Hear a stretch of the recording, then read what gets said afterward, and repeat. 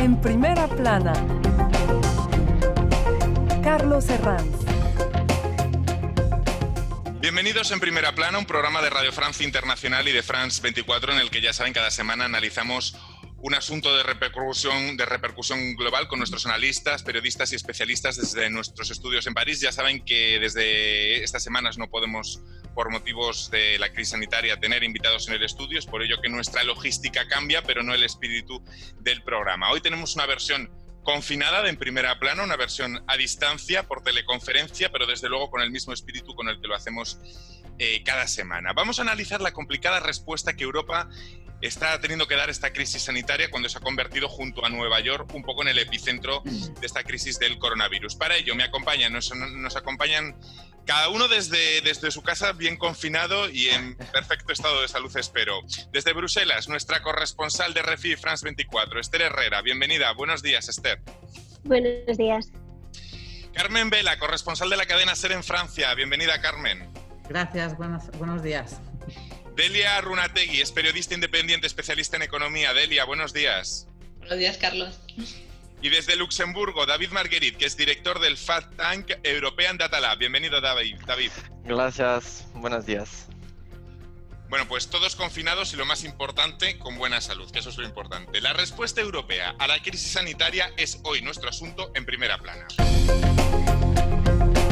Bueno, pues ya lo saben, la emergencia de la COVID-19 ha dejado en evidencia la respuesta de Europa al brote epidémico. La Unión Europea carece de competencias en muchas materias esenciales, dejando en manos de los Estados una solidaridad que, de nuevo, en la respuesta a la crisis del coronavirus ha evidenciado las diferencias entre dos bloques de países. Los que no quieren mutualizar la deuda, por una parte, con Holanda y Alemania a la cabeza, y los más tocados por ella, como han sido España o Italia. Todo esto a través de un manifiesto difundido esta semana y firmado por 180 responsables políticos, directivos de multinacionales, sindicatos y ONGs, se pide a la Comisión Europea que utilice el Pacto Verde, que estaba en fase de desarrollo cuando estalló la pandemia, para salir de esta crisis económica que dicen que será más fuerte que la de 2008. Vamos a preguntar también por ello a nuestra corresponsal en Bruselas si esta crisis, pese a la falta de solidaridad que hemos visto entre socios europeos, puede acabar quizá convirtiéndose en todo lo contrario, en un revulsivo, en una oportunidad para pasar a otra fase en la construcción de la Unión. Parece difícil, pero también en los momentos de crisis han surgido quizá los momentos más efervescentes para dar pasos hacia adelante. Antes de ello, vamos a repasar algunas portadas. La revista Político, ¿por qué Europa no estaba preparada? Le Soir, en Bélgica, la Unión Europea frente a una crisis existencial. Le Monde, aquí en Francia, este fin de semana pasado se refería al monto del acuerdo en el Eurogrupo que ahora vamos a repasar con Esther. También La Vanguardia en España, que subrayaba que el acceso al fondo de rescate sanitario será sin condiciones, pero como pedían España e Italia, pero no así al resto de los créditos aprobados. Así que lo primero es irnos a Bruselas con Esther Herrera. Cuéntanos, Esther, esa respuesta europea, finalmente 500.000 millones de euros, aunque sin recurrir a la emisión de deuda mutualizado común. Cuéntanos cómo va a ser esa respuesta según lo que tenemos hoy aprobado encima de la mesa, Esther.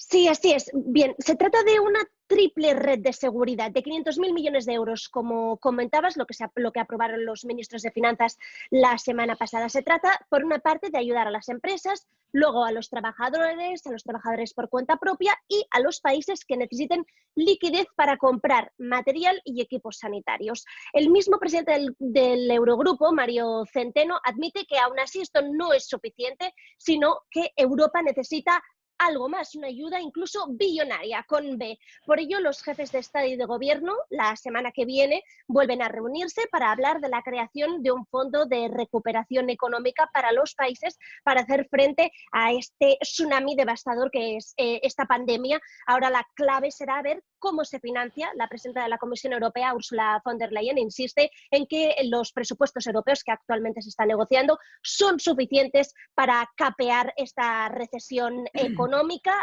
Ahora hay que ver también si finalmente también puede calar igual la idea de los coronabonos, pero hay varias herramientas encima de la mesa ahora mismo.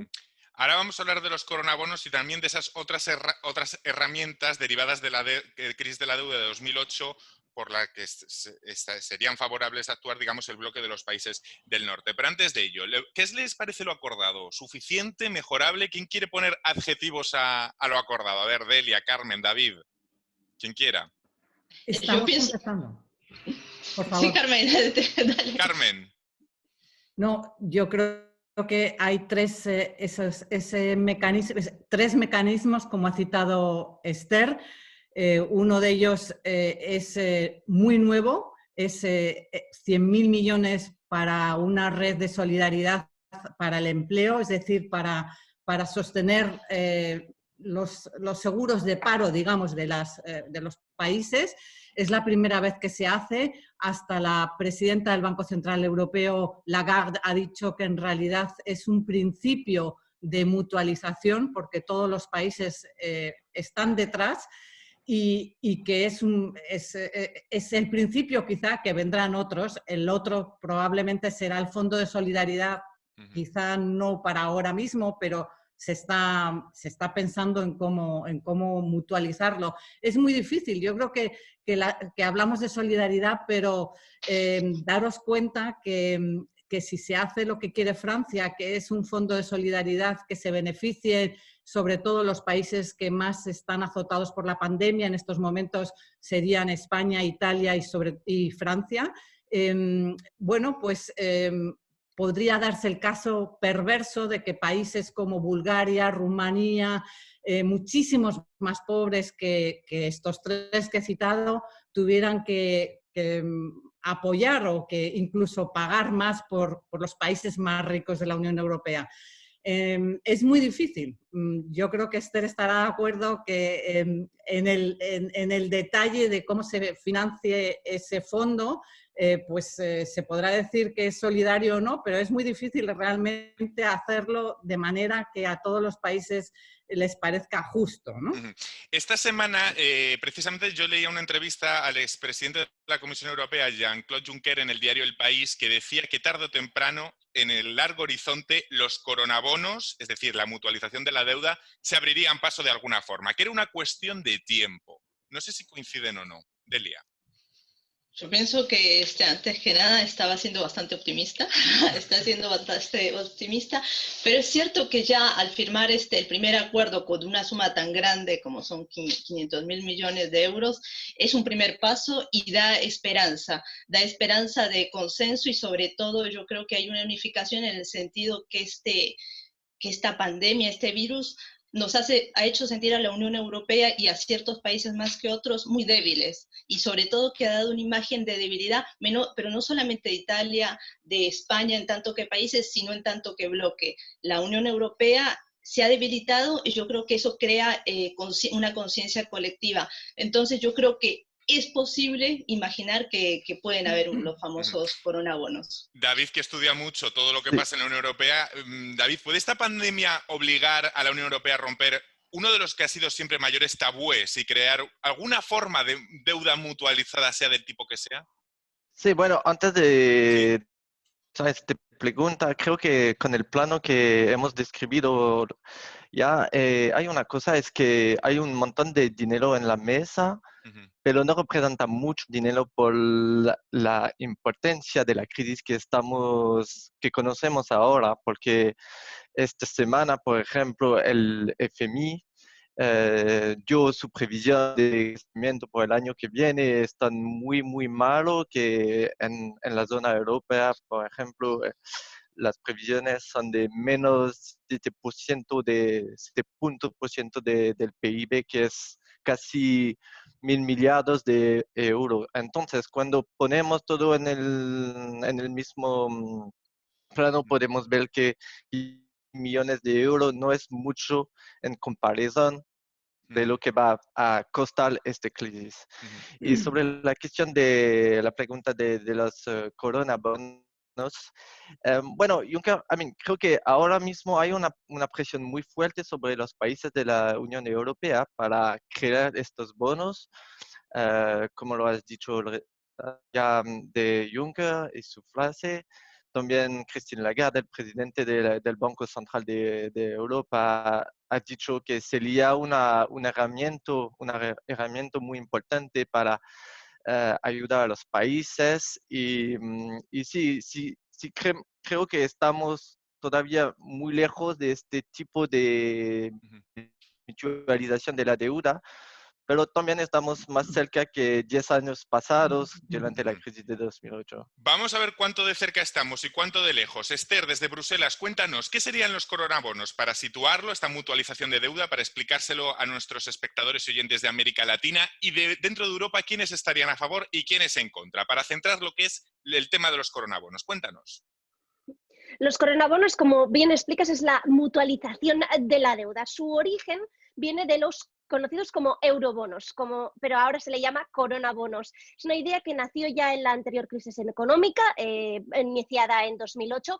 Se trata básicamente que todos los países de la zona euro emitan deuda pública de forma conjunta, como si fuera un solo país. En la anterior crisis económica esto se convirtió en una especie de tabú para países como Alemania, Países Bajos, porque los países del sur, como España, Italia, Grecia, tenían altísimas deudas. Básicamente los países del norte no querían verse perjudicados en los mercados porque ellos consideraban que si los del sur tenían problemas es porque no habían hecho los deberes. Ahora este debate se ha vuelto a poner encima de la mesa, pero hay una importante diferencia. A pesar de que países como España o Italia tienen deudas muy altas, siguen manteniéndolas, la crisis del coronavirus ha afectado a todo el mundo, con más o menos virulencia, pero ha afectado a todo el mundo. Y es lo que los expertos llaman un shock simétrico, es decir, un shock económico que afecta a todos. Por ello, ante la enorme recesión que se avecina, como se ha señalado esta semana en el Fondo Monetario Internacional, emitir deuda conjunta ayudaría a los países a financiarse con más facilidad y enfrentarse mejor a los problemas económicos que serán indudables, porque todo el mundo va a tener que enfrentarse a deudas muy altas, incluso Países Bajos. Claro, la naturaleza de la crisis en sí es el gran argumento de los países más afectados, de España e Italia, hacia esa mutualización. Es una naturaleza que cambia completamente el escenario respecto a la crisis de la deuda, ¿entendemos? Carmen.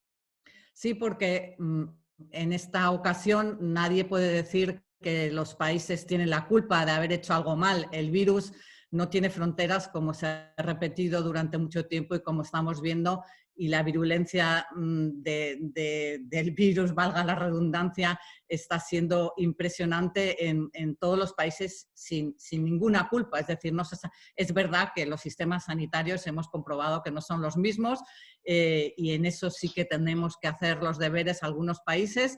No todos tenemos, incluso pagando, o digamos que incluso si comparado con el PIB, el peso de los sistemas sanitarios a veces parecen muy altos. Por ejemplo, el de Alemania es más bajo en relación al PIB al de Francia. Estamos viendo que la resiliencia del sistema sanitario alemán es mucho mejor, pero a pesar de todo, el virus nadie tiene la culpa, nos ha llegado y no podemos en este caso decir que no hemos hecho los deberes. Me van a dar un minuto para hacer una breve pausa y en unos instantes vamos a seguir analizando un montón de cuestiones que tenemos sobre la mesa sobre esta respuesta de la Unión Europea a la crisis del coronavirus. Hasta ahora mismo. Seguimos en Primera Plana hoy explicando, dando claves sobre la respuesta de la Unión Europea a toda la grave crisis del coronavirus. Lo hacemos con nuestra corresponsal en Bruselas, Esther Herrera, y también con la corresponsal de la cadena SER en Francia, Carmen Vela, con la periodista independiente Delia Runategui y con David Marguerite, director del Think Tank y European Data Lab desde Luxemburgo. Delia, el otro día el mismísimo Jacques Delors, que el expresidente de la Comisión Europea, que es un hombre que pues que no aparece mucho, digamos, ya en los medios de comunicación, pese al peso que tiene históricamente en la Unión Europea, dijo que alertaba un poco del riesgo de que esta crisis acabe definitivamente con la Unión Europea.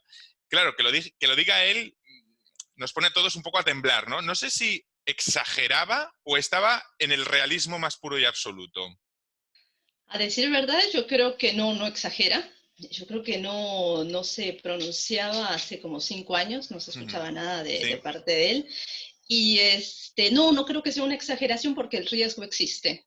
Y está bien nombrarlo, está bien decirlo para que haya para que se sepa que si no se llega a un acuerdo y que si no existe esa famosa solidaridad que tanto se ha hablado, hay un riesgo de que la Unión Europea no subsista, no persista después de esta crisis del virus corona. Lo malo es que en las crisis se ven todos los puntos débiles estructurales, se está viendo los puntos débiles de cada gobierno, por hablar de ahora el de Francia, pero también se ve la estructura que no está bien cerrada, por decirlo de alguna forma, de la Unión Europea. Entonces, yo creo que es un problema, pero también se puede convertir en una solución. ¿Por qué? Porque ahora nos ha quedado bastante claro qué es lo que no está funcionando, pero también creo que hay cosas que se están remediando en el interín y se está viendo, yo creo que puede darnos una luz de las cosas que se están haciendo en este momento y que pueden quedar para el futuro. Hablamos con Carmen de la parte de la naturaleza de la crisis, que es una naturaleza que cambia un poco, digamos, el escenario respecto a la deuda de 2008, y en eso se apoyan los países del sur, sobre los más afectados, como España e Italia.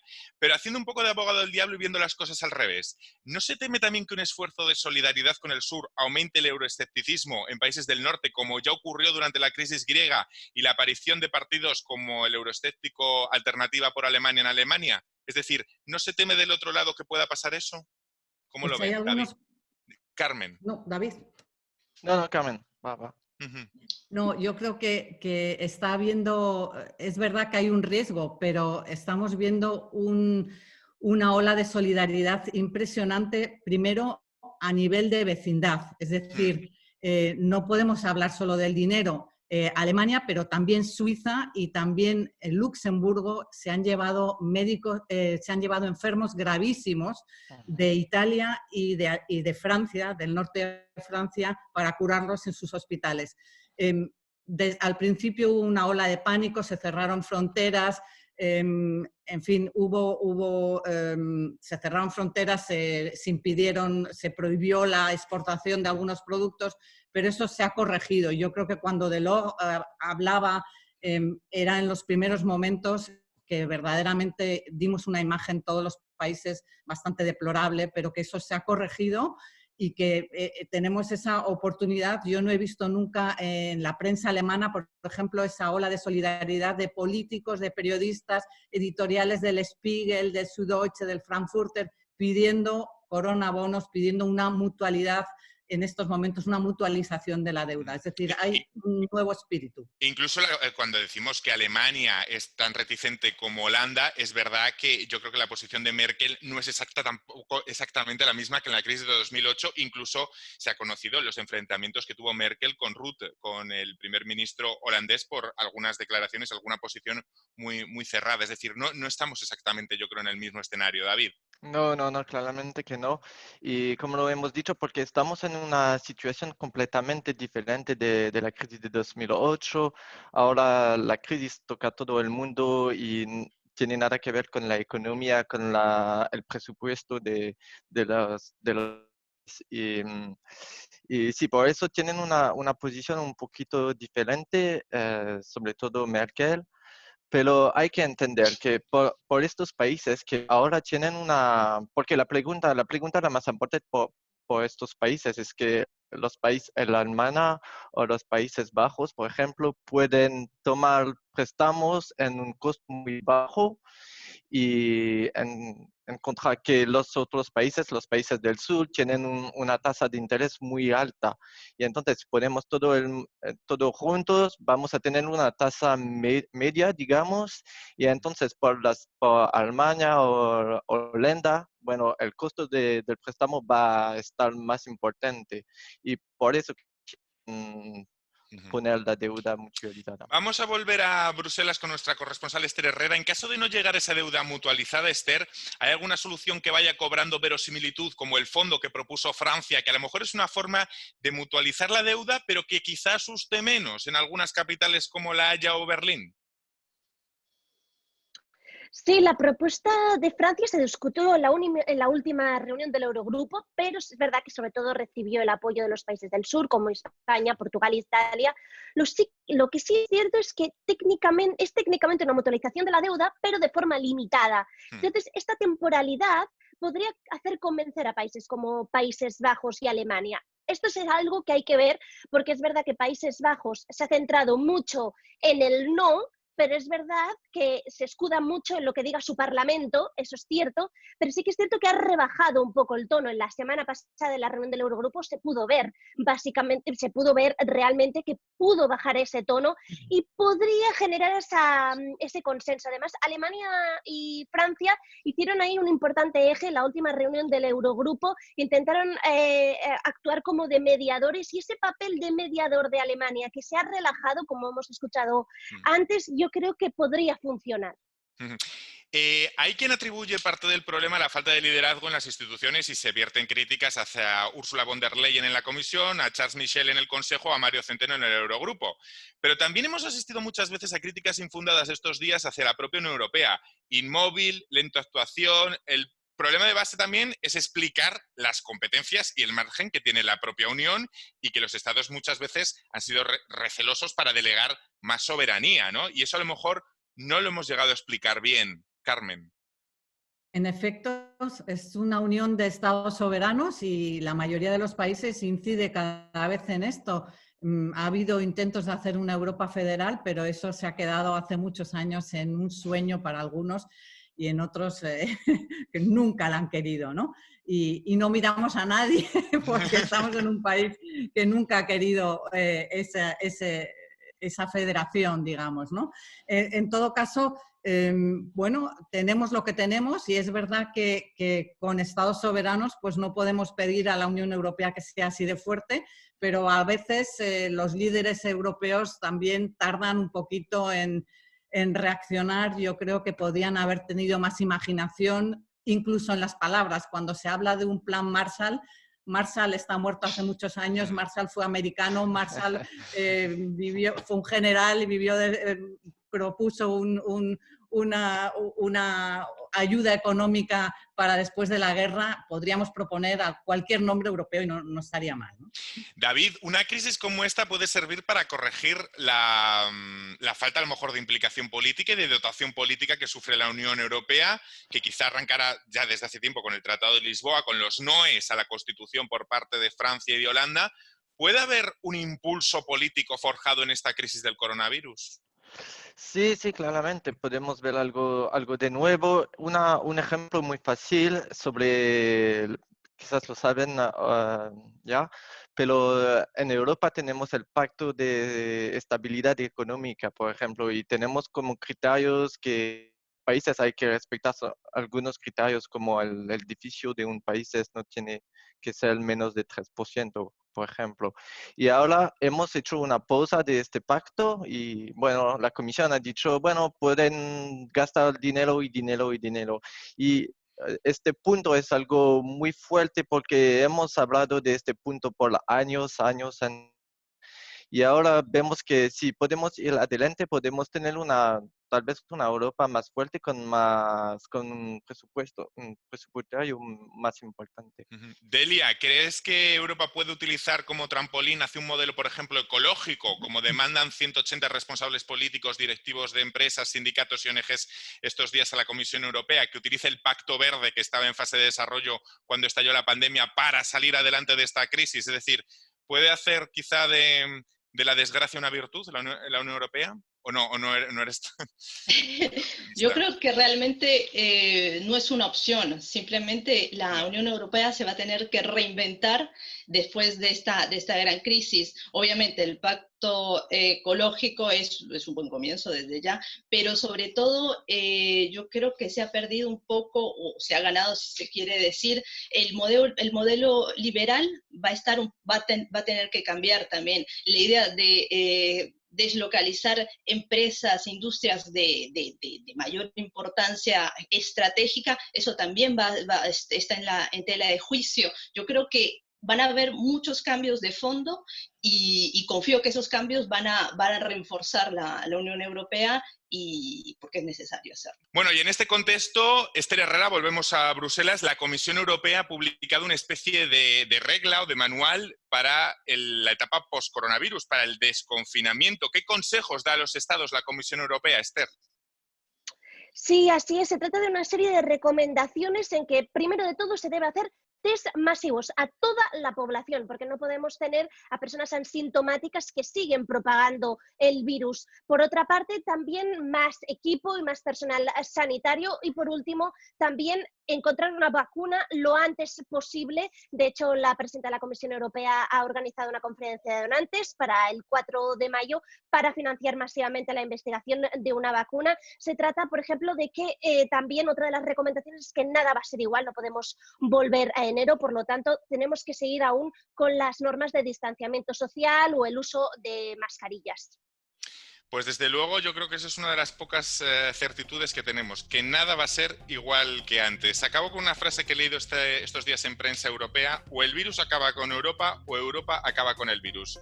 Muchísimas gracias, me quedo sin tiempo ya para más. Ha sido un placer teneros hoy en esta edición especial, confinada, de En Primera Plana. Y a todos ustedes les esperamos aquí la próxima semana. Muchas gracias.